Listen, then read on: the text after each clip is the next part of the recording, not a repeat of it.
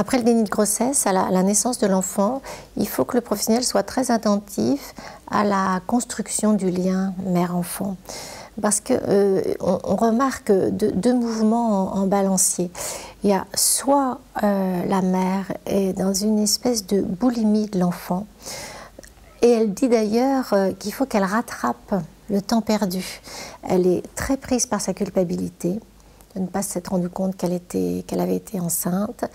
Elle se préoccupe énormément des effets que ça a pu avoir sur la santé de son bébé, pas seulement la santé physiologique de son bébé. Elle est très préoccupée par la dimension psychique elle-même. Hein. Donc du coup, elle va croire, elle va imaginer qu'il faut qu'elle soit omniprésente auprès de ce bébé.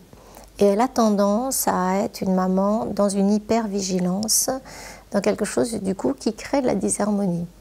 Donc il faut vraiment l'aider à trouver une juste distance à ce moment-là et de ne pas être dans ce mouvement boulimique d'appropriation de l'enfant. Mieux vaut qu'elle règle la question pour elle-même de ce déni, avec la culpabilité que ça entraîne, plutôt que de vouloir réparer dans un corps à corps avec l'enfant.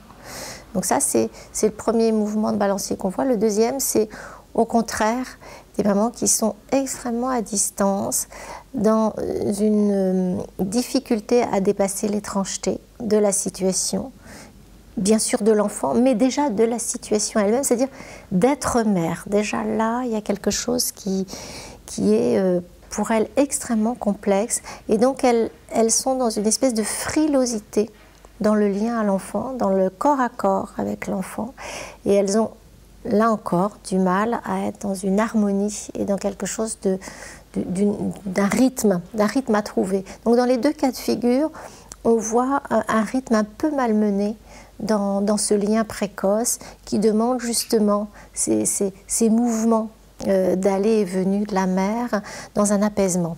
Elle présente des difficultés à s'apaiser, hein, soit dans une hypervigilance, soit au contraire dans une extrême frilosité dans le lien à l'enfant.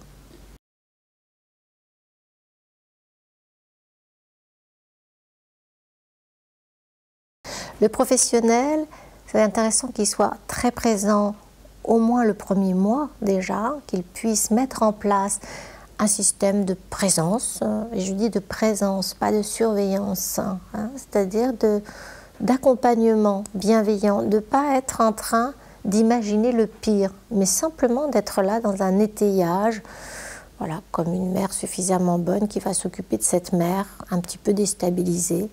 Et l'accompagnement pourrait tout à fait prendre la forme de rendez-vous, de rencontres avec la puéricultrice, avec la psychologue de la maternité, avec la sage-femme qui faisait le suivi. Donc tous ces temps où cette mère peut venir évoquer justement cette rencontre avec ce bébé, et que le professionnel puisse la rassurer, la soutenir et lui donner une réassurance de ses aptitudes maternelles, qui est un petit peu bouleversée, un petit peu malmenée. On sort pas comme ça d'un déni, hein.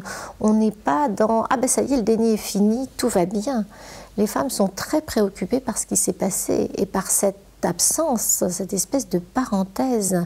Il leur faut énormément de temps pour le dépasser.